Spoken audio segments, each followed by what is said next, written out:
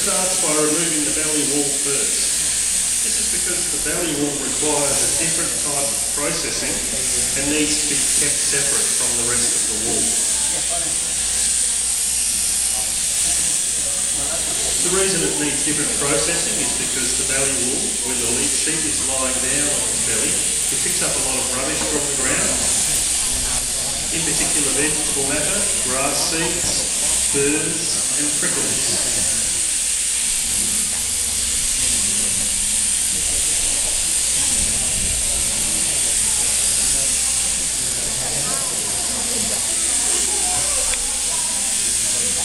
In a commercial shearing shed, there will be more than one shearer. Usually 4 or 5, and we call them a team of shearers.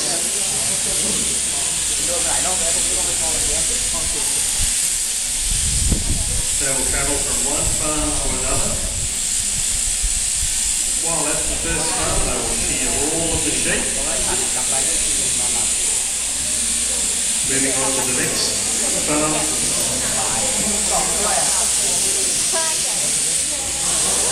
All of the sheep have been shorn.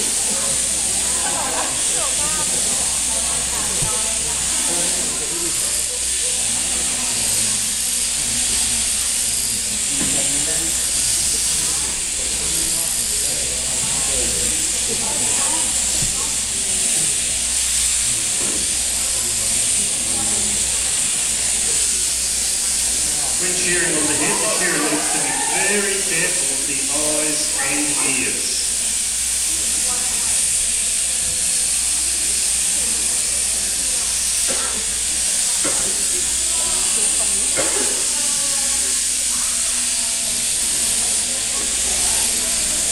The neck is the most difficult part of the sheep to shear. As you can see, the shearer's handpiece goes underneath the wool, and he has to feel for the skin before opening it out to see where he is going.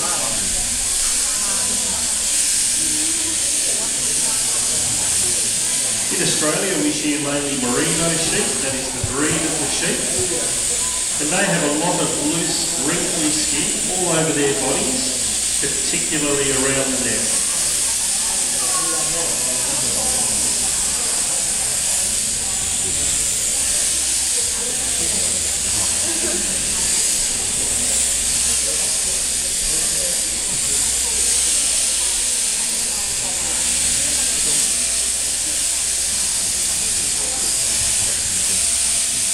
A typical sheep farm in Australia will have about 5,000 sheep.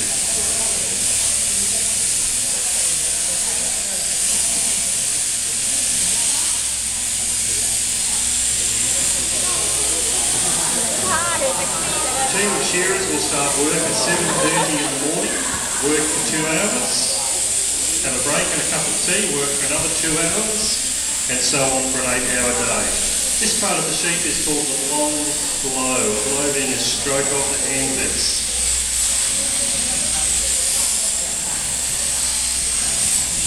From one end of the sheep to the other, the shearer is able to remove a lot of wool very quickly when doing the long blow.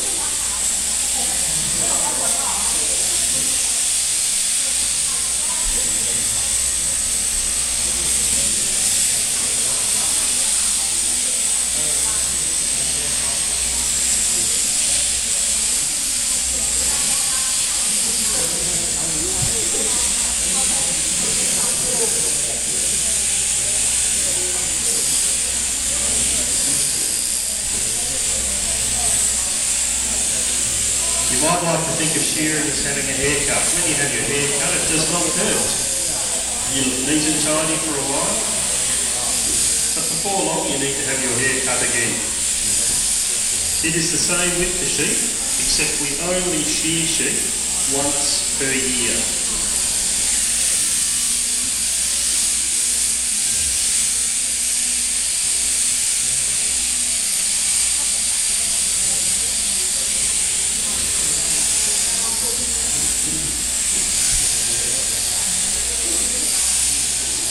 This last side of the sheep is called the whipping side. It is called this as it is the fastest side to shear. Having already shorn off most of the wool, all the shearer has to do is to whip down this last side to finish the sheep off, put it back and get another one.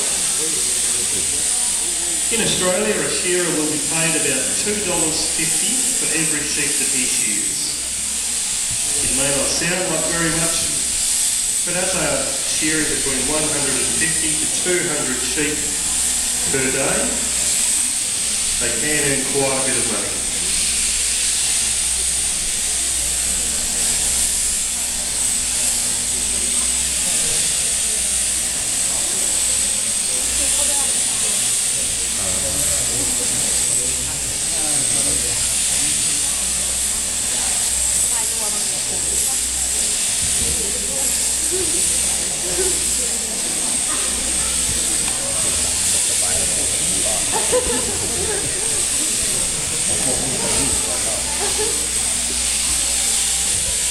And there we have a lovely, freshly shorn, clean white sheep.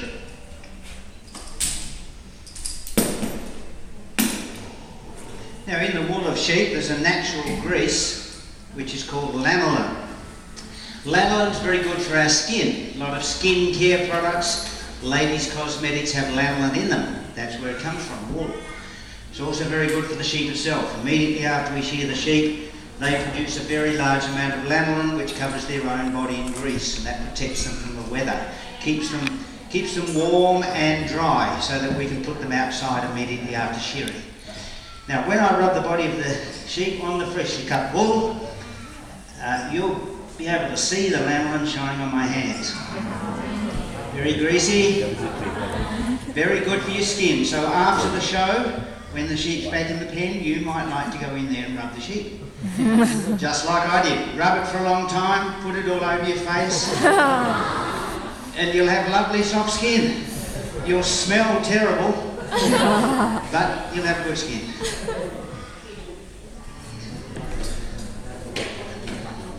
Now, this pile of wool is called a fleece. Fleece of wool. And there are workers in the shearing shed called rouseabouts. One of them will pick up the fleece of wool and throw it out onto a wool table. I'm going to demonstrate that for you by throwing the fleece onto the floor, just so you can see better. So you might like to imagine there's a wool table there. Rouseabout picks up the fleece up to the wool table, throws out the fleece. And when we do that, you can see that the technique of shearing gets all the wool off in one piece. It's all joined together, just like a big rug. And that's very important. When we throw out the fleece, all of the short wool from on the legs and the dirty, greasy wool from under the legs, that all comes out to the edges of the fleece. So we can skirt around the fleece and remove this wool. And this is called skirting the fleece. So here's the dirty, greasy wool along the edge of the fleece. You can just see it along the edge, just along there, around the legs. And some of this short wool from just around the neck here as well.